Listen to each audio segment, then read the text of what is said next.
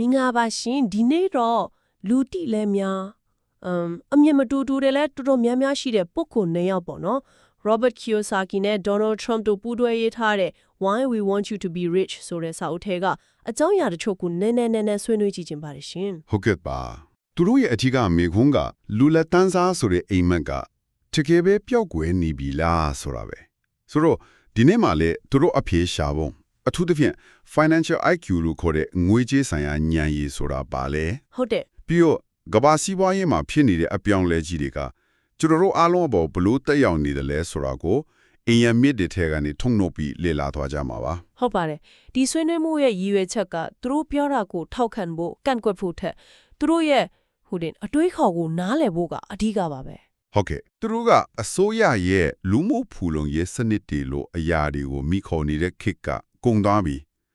ကိုယ့်ရဲ့ငွေကြေးပြဿနာကိုကိုယ်တိုင်ဖြေရှင်းနိုင်တဲ့အရေးအချင်းရှိမှသာဒီကဘာသစ်မှာရှင်းတတ်နိုင်မယ်ဆိုတဲ့အမြင်ကိုတော်တော်လေးပြင်းပြင်းထန်ထန်တင်ပြချတယ်လေဟုတ်တယ်ရှင်ဒီမြင်တွေကဘလောက်အထိလက်တွေ့ကြတယ်လဲသူတို့ရဲ့အချက်လက်တွေကဘာကိုညွန်ပြနေတယ်လဲဆိုတာကိုအတူတူကြည့်သွားကြတာပေါ့နော်ဟုတ်တယ်ကြည့်ကြတာပေါ့ဟောင်းပြီဒါဆိုရင် Robert Kiyosaki ရဲ့အမြင်နဲ့စလိုက်ကြရအောင်သူကဉာဏ်ရည်ဆိုတဲ့စကားလုံးကိုစိတ်ဝင်စားစရာကောင်းတဲ့ပုံစံနဲ့အတိတ်ပဲဖွင့်ထားရရှင်ဟုတ်တယ်ပြဿနာတွေကိုဖြေရှင်းနိုင်တဲ့စွမ်းရည်ဆိုပြီးတော့မှန်ပါတယ်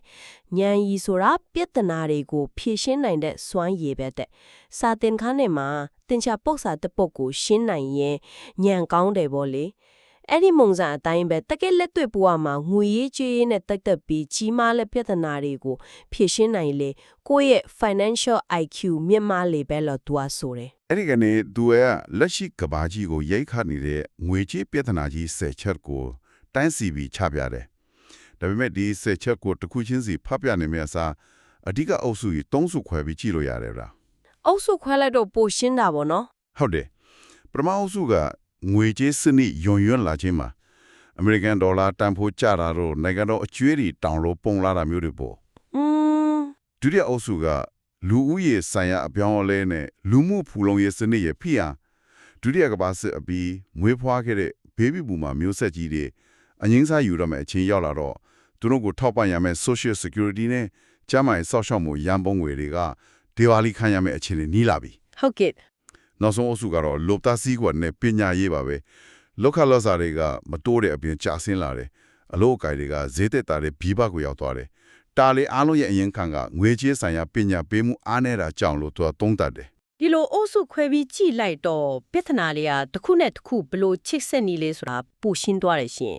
ဒါတီးခြားပြဿနာ10ခုမဟုတ်ပဲတစ်ခုဆွဲခေါ်နေတဲ့ဒိုမီနိုတွေလိုပဲနော်မှန်ပါတယ်ဒီပြဿနာတွေအားလုံးရဲ့အကျိုးဆက်ကိုသူကတဲနိုင်ပုံလေးနဲ့ရှင်းပြထားတာတော်တော်ညင်နာတယ်အပေါ်ဘက်ကျဲတဲ့နေရာကလူချမ်းသာတယ်အောက်ဘက်ကျဲပြန့်တဲ့နေရာကဆင်းရဲတဲ့သူတွေအလဲအားကျင်မြောင်းပြီးတော့ဟုတ်တယ်ကျုံဝင်နေတဲ့နေရာကတော့လူလက်တန်းစားတွေပေါ့ဆိုလိုချင်တာက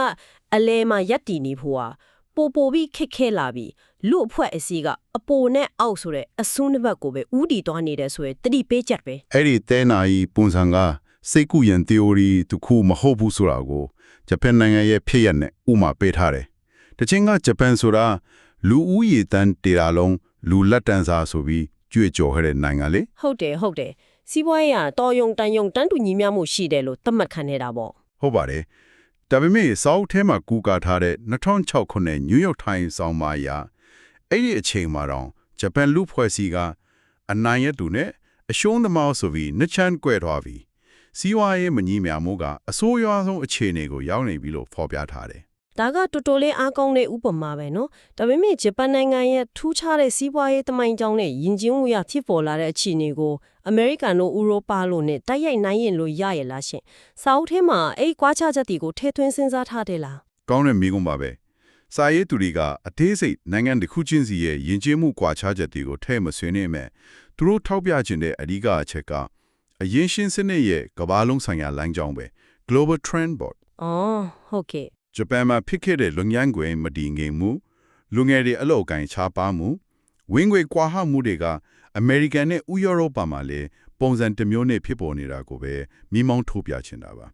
ဒါဟာနိုင်ငံတစ်ခုတည်းပြဿနာမဟုတ်ပဲကမ္ဘာလုံးဆိုင်ရာစစ်နစ်ရဲ့ပြောင်းလဲမှုတစ်ခုလို့သူတို့ကမြင်တယ် ဒီလောက်ကြီးမားတဲ့ပြဿနာတွေတော့သူတို့တင်ပြတဲ့ဖြည့်ရှင်းတွေကဘာလဲဆိုတာစိတ်ဝင်စားစရာပဲ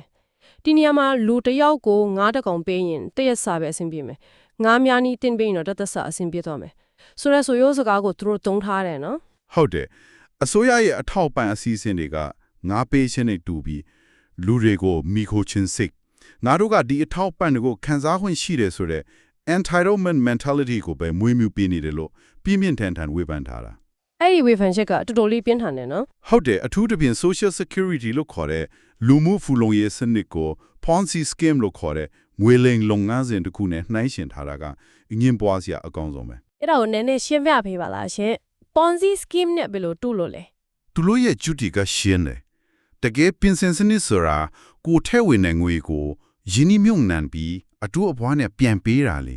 social security ကတော့အခုအလုပ်လုပ်နေတဲ့သူတွေစီကကောက်တဲ့အခွန်ကိုအခုပင်စင်စားလေးကိုတိုက်ရိုက်ပြန်ပေးနေတာ။အော်ဆိုတော့အင်္ဂိမ်းစားယူမဲ့ baby boomer 85တန်းလောက်ရှိလာပြီးအလုံးလုံးတဲ့သူအရေးအသက်ကနည်းလာတဲ့အခါ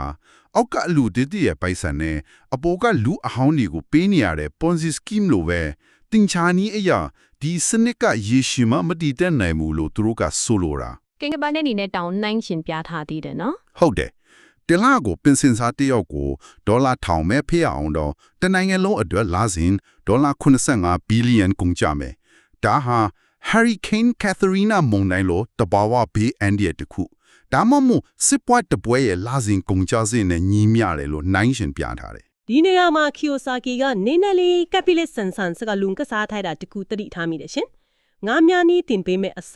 လူများစုကငါးရောင်းသူများစီကိုပဲတွားနေကြတယ်တဲ့ဟုတ်တယ်ငွေချေးအကြံပေးဒီ stock ပွဲစားတွေကိုပြောတာဟုတ်တယ်သူက sell ရောင်းတဲ့ fish ငါးကိုပေါင်းလိုက်ရင် selfish အထကြီးတော့ဆိုတဲ့စကလုံးဖြစ်လာတယ်ဆိုပြီးထောက်ပြတယ်ကိုယ်ပိတ်ဆန်ကိုကိုယ်တိုင်နားလေအောင်မလစ်လာပဲကျွမ်းကျင်သူဆိုသူဒီစီပုံအပ်လိုက်တဲ့အခါအဲ့ဒီလူတွေရဲ့အကျိုးစီးပွားကကိုယ့်အကျိုးစီးပွားနဲ့တစ်ထက်တည်းကြခြင်းမှကြတော့မယ်ဆိုတဲ့တတိပေးချက်ပေါ့ဟုတ်တယ်အဲ့ဒါကိုပဲ Donald Trump ကကိုယ့်ရဲ့ငွေချေးအချံပေးကိုယ်တိုင်ဖြစ်ပါစေဆိုတဲ့ခေါင်းစဉ်နဲ့ထပ်ပြီးအားဖြည့်ထားတယ်သူကအခစားသမားတွေကိုဥပမာပေးတယ်ဟုတ်ကဲ့ငယ်ရွယ်နဲ့ငွေကိုရေလိုတုံးနိုင်အောင်ရှာနိုင်ခဲ့တဲ့အခစားသမားတွေဟာငွေကြေးစီမံခန့်ခွဲမှုကိုကိုယ်တိုင်မလုပ်တတ်တဲ့အတွက်အကြံပေးတွေရဲ့လက်ထက်အကုန်ပုံအပ်ထားတဲ့အတွက်အသက်30ကျော်မှဒီဝါလီခံထွားရတဲ့ဇလန်ဒီအများကြီးပဲဒါကြောင့်ကိုငွေရဲ့အနာဂတ်အတွက်တာဝန်အရှိဆုံးလူကကိုယ်တိုင်ပဲထည့်ရမယ်ဆိုတဲ့အချက်ကိုသူကအဓိကထားတယ်ဒါဆိုရင်ကိုယ်ပိုင်လမ်းကြောင်းကိုယ်ပိုင်နီးလန်းကိုဘယ်လိုရှာမလဲလူချမ်းသာတွေကသူတို့ရဲ့လူဝချက်တွေကိုအလွယ်တကူမျှဝေလေးမရှိဘူးဆိုတဲ့အချက်ကိုလည်းစာအုပ်ထဲမှာပြောထားတယ်နော် F. Scott Fitzgerald ရဲ့စကားကိုတောင်ကိုးကားထားသေးတယ်ဟုတ်တယ်လူချမ်းသာတွေကကျွန်တော်တို့နဲ့မတူဘူးဆိုတာလေ Warren Buffett ရဲ့ဥပမာကတော်တော်စိတ်ဝင်စားဖို့ကောင်းတယ်အဲ့လည်းလေးပြောပြပါအောင်ရှင်မှန်ပါတယ် Warren Buffett ရဲ့ချွေးမဟောင် Mary Buffett ရဲ့တဲ့ Buffettology စာအုပ်အကြောင်းကိုထည့်ပြောထားတယ်Mary ဟာ Buffett ရဲ့သားနဲ့အိမ်တော်မကွဲခင်အထိ Buffett ရဲ့ရင်းနှီးမြှုပ်နှံမှုနည်းစနစ်တွေအကြောင်းကိုမိသားစုဝင်တွေကလွယ်ပြီးဘယ်သူမှဖွင့်မပြောဘူးတင်းတင်းကြပ်ကြပ်တားမြစ်ခင်ခဲ့တာလို့ဆိုတယ်။အော်ကွာရှင်းပြီးနောက်ပိုင်းမှာတော့သူတီးခဲ့မြင်ခဲ့ရတဲ့ Buffett ရဲ့နီလန်တွေကိုစာအုပ်အဖြစ်ရေးသားထုတ်ဝေခဲ့တယ်။ဒီနေရာကနေစာရေးသူတို့ပေးချင်တဲ့သင်ခန်းစာကသူများရဲ့နီလန်ကိုအကုန်စင်ပုံတူကူချဖို့မဟုတ်ဘူး။ဟုတ်ကဲ့ကိုနီကိုဟန်ရှာဖို့ပေါ့။အဲ့ဒါပဲ။ Warren Buffett ဖြစ်ဖြစ် Donald Trump ဖြစ်ဖြစ်သူတို့စီကတင်ယူလို့ရတာတွေကိုတင်ယူပြီးရင်ကိုယ့်ရဲ့ကိုယ်ပိုင်အရေးချင်းကိုယ့်ရဲ့ရည်မှန်းချက်နဲ့ကိုက်ညီတဲ့ကိုယ်ပိုင်ပုံသင်မိကိုတိစောက်သွားဖို့ကအရေးကြီးဆုံးပဲဆိုတဲ့အချက်ပါKiyosaki ရဲ့အမြင်ကဒီကအဖြစ်ကိုယ့်ရဲ့အတွင်းပိုင်းမကြီးကိုယ့်ရဲ့ financial IQ ကိုဖြင့်တင်ဖို့ပြည်တွင်းမှာရှိတဲ့စစ်နှစ်ရဲ့အားနည်းချက်တွေကိုနားလည်ဖို့ကိုအဓိကထားလေလို့ဆိုလိုက်နေရှင်ဒါပေမဲ့ဒါကဇလန်တဝတ်ပဲရှိသေးတယ်ဟုတ်တယ်အခု Donald Trump ရဲ့ရှုထောင့်ကိုပြောင်းကြည့်အောင်ဟုတ်ကဲ့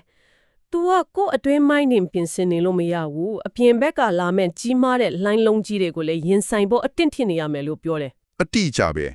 Trump ကတန်နာရီပုံစံကိုသိမကြိုက်ဘူးအဲ့ဒါက American နိုင်ငံတော်လက်ဟက်ခဲ့တဲ့ Europe ကဘာဟောင်းကမင်းမျိုးမင်းတွေစစ်နေလို့လူဒန်းစားကွာဟမှုကိုပြန်မရစေလို့တယ်သူကကြိုးချင်းပြင်ဆင်မှုရဲ့အရေးပါပုံကိုလက်တွေ့ဘဝကဥပမာတွေနဲ့ရှင်းပြတယ်ဘလို့ဥပမာတွေများလဲရှင်ဧဝဒတောင်ထိပ်ကိုရောက်ပြီးလို့အောင်ပွဲခံပြီးအပြန်လမ်းမှာပင်မနွမ်းနေမှုပေါ်ဆမှုတွေကြောင့်တိတ်ဆုံးခဲ့ရတဲ့တောင်တသမားတွေကြောင့် နမေအီးမင်းပြန်ပွဲမှာအနိုင်ရလို့လီနီဖြစ်ပြီးမှခြေထောက်ကျိုးသွားတဲ့ဘာဘာရိုဆိုတဲ့မြင်းတကောင်အကြောင်း Volvo Ocean Race လို့ကမ္ဘာအကျဉ်းဆုံးရွက်လေပြိုင်ပွဲမှာကျုံခဲ့ရတဲ့အသက်အန္တရာယ်တွေအကြောင်းပြောပြတယ် ဒီဥပမာတွေအားလုံးကိုချိတ်ဆက်ပေးနေတဲ့တူညီတဲ့အချက်တစ်ချက်ရှိနေပုံပဲနော်အဲ့ဒါကကြာရှုံးမှုဆိုတာအပေါင်ကိုတတ်နေတုံထစ်တာထက်အောင်မြင်မှုရဲ့အထစ်ထိပ်ကိုရောက်ခါနေဒါမှမဟုတ်ရောက်သွားလို့ကိုယ့်ကိုယ်လုံခြုံပြီးလို့ထင်လိုက်တဲ့အချိန်မှာပိုဖြစ်တတ်တယ်ဆိုတဲ့သဘောမျိုးလား ဒါဘယ်ကိုမှလည်းကောက်ချက်ပဲ Trent ရဲ့အဆိုကိုတိုက်ရိုက်ကိုးကားရည်ဘဝမှာအာမခံချက်ဆိုတာမရှိဘူးဒါပေမဲ့အစင်သစ်ထင်နေခြင်းကရုတ်တရက်အတိုက်ခိုက်ခံရတာထက်အများကြီးသားတယ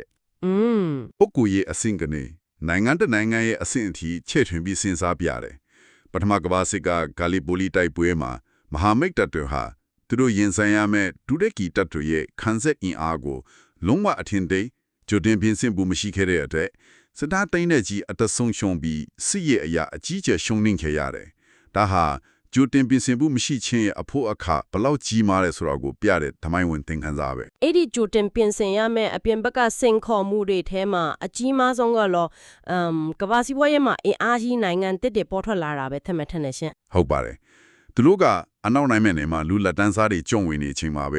ကျုံးနဲ့အိန္ဒိယလိုနိုင်ငံတွေမှာတော့လူလက်တန်းစားတွေတန်းနဲ့ချီပြီးအလုံးအရဲနဲ့ပေါ်ပေါလာနေတဲ့ဆိုတဲ့အချက်ကိုထောက်ပြတယ်ဟုတ်ကဲ့ Trump ကဒါကိုချင်းချောက်မှုတက်တက်လို့မမြင်ဘူး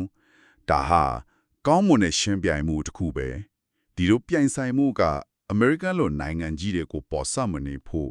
ပိုပြီးကြိုးစားဖို့တွန်းအားပေးလိုက်မယ်လို့သူကအကောင်းမြင်ဘက်ကတုံ့တက်တယ်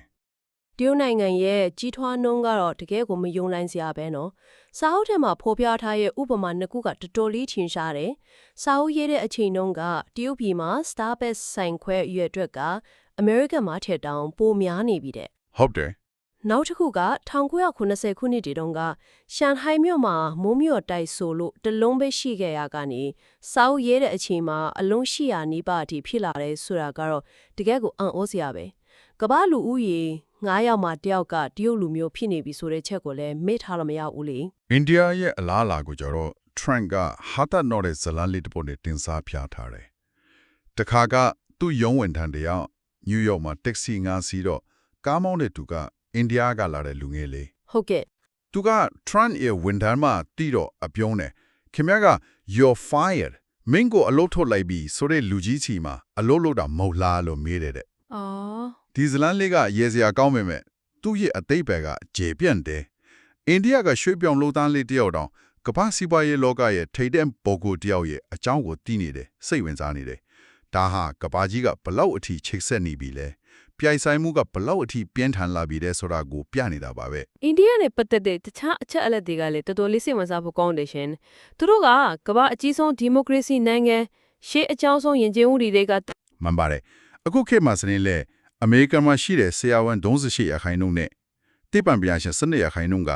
အိန္ဒိယနွယ်ဖွားတွေထင်နေတယ်ဆိုတာကသူတို့ရဲ့ပညာရေးနဲ့ဉာဏ်ကြီးပိုင်းဆိုင်ရာအားသာချက်ကိုညွှန်ပြနေတယ်အပြီးအချက်တွေအားလုံးကအနာဂတ်ကမ္ဘာစီးပွားရေးဇက်ခုံပေါ်မှာတရုတ်နဲ့အိန္ဒိယတို့ဟာအဓိကဇက်ကောင်တွေဖြစ်လာလို့မယ်ဆိုတာကိုတန်တရားရှိစရာမလိုအောင်တက်တည်ပြနေတာပဲနော်ဟုတ်ကဲ့အသေးချပါပဲကဲဒီနေ့ဆွေးနွေးခဲ့တာတွေကိုပြန်ပြီးခြုံငုံကြည့်ရရင်လူလက်တန်းစားဆိုတဲ့အယူအဆကမ္ဘာတော်မှာစင်ခုံမှုကြီးတွေနဲ့ညှင်းဆိုင်နေရတယ်ကီယိုဆာကီနဲ့ Trump တို့ကတော့စစ်နေဟောင်းတွေအစိုးရရဲ့အာမခံချက်တွေကိုမိခိုနေတဲ့ခေတ်ကကုန်ပြီဒီခေတ်သစ်မှာရှင်းတန်းခြင်းရင်တူးချင်းစီကငွေကြေးဆိုင်ရာညံ့ရီကိုမြင့်တင်ပြီးကိုပရက်စနာကိုဖြည့်ရှင်းနိုင်မှာဖြစ်မယ်လို့တိုက်တွန်းနေကြရရှင်ဟုတ်တယ်သူတို့နှစ်ယောက်ရဲ့အမြင်ကိုပေါင်းစပ်ပြီးကြည့်လိုက်ရင်ပုံတပုံလုံးကိုမြင်ရတယ်လို့ပဲကီယိုဆာကီကပြည်တွင်းမှာရင်ဆိုင်နေရတဲ့ပြဿနာတွေမဂျင်နီ financial IQ နှိမ့်ချမှုအစိုးရဘောမီခိုလိုစိတ်တွေကိုအဓိကထားလဲအတွင်းပိုင်းပြဿနာတွေပေါ့ဟုတ်တယ်ထရန်ကတော့ပြည်ပကလာတဲ့စိန်ခေါ်မှုတွေကမ္ဘာလုံးဆိုင်ရာရှင်ပြိုင်မှုနဲ့မျောလင်းထားတဲ့ NDA တွေကိုရင်ဆိုင်မှုကြိုတင်ပြင်ဆင်ထားရေးကိုအလေးပေးတယ်တယောက်ကအတွင်းကိုကြည့်ပြီးနောက်တစ်ယောက်ကအပြင်ကိုကြည့်တယ်ဒါပေမဲ့ဘလို့နေအောင်လုံးရဲ့ဥတီချက်ကတော့တခုတည်းပဲဟုတ်တယ်ကိုနိုင်မှာဖြစ်မယ်ဆိုတာပဲနောက်ဆုံးအနေနဲ့နားထောင်သူတွေအတွက်စဉ်းစားစရာတွေးတစ်ခုနဲ့အဆုံးသတ်ခြင်းပါတယ်ရှင်စာရေးဆရာကြီး Mark Twain ကပြောခဲ့ဘူးတယ်ကဘာကြီးကမင်းကိုအသက်ရှင်နေထိုင်ဖို့အကျွေးတင်နေတယ်လို့ရှောက်မပြောနဲ့ကဘာကြီးကမင်းကိုဘာအကျွေးမှမတင်ဘူးသူကအရင်ဆုံးဒီမှာရှိနေခဲ့တာတဲ့ကောင်းတဲ့စကားပဲဒီတကားကိုအခြေခံပြီးစာအုပ်တဲကမေခွန်းတစ်ခုနဲ့ပဲညီကုန်းချုပ်လိုက်ပါစေ ဒီအချက်လက်တွေဒီပြောင်းလဲတွေကိုကိုယ့်ရဲ့ကြိုးအတွက်ဘယ်လိုသုံးချနိုင်မလဲချမ်းသာတဲ့သူတွေကအခွင့်အလမ်းတွေကိုမြင်အောင်ရှာဖွေလိမ့်မယ်စီးရဲတဲ့သူတွေကတော့ခေါင်းဆောင်ပြီးဘာမှမဖြစ်တယ်လို့နေလိမ့်မယ်အခုကြားတိပေးရတဲ့ကဘာစီဝါရေးပြောင်းလဲတွေထဲမှရောကိုယ့်အတွက်ခွင့်အလမ်းတစ်ခုခုကိုမြင်မိပါသ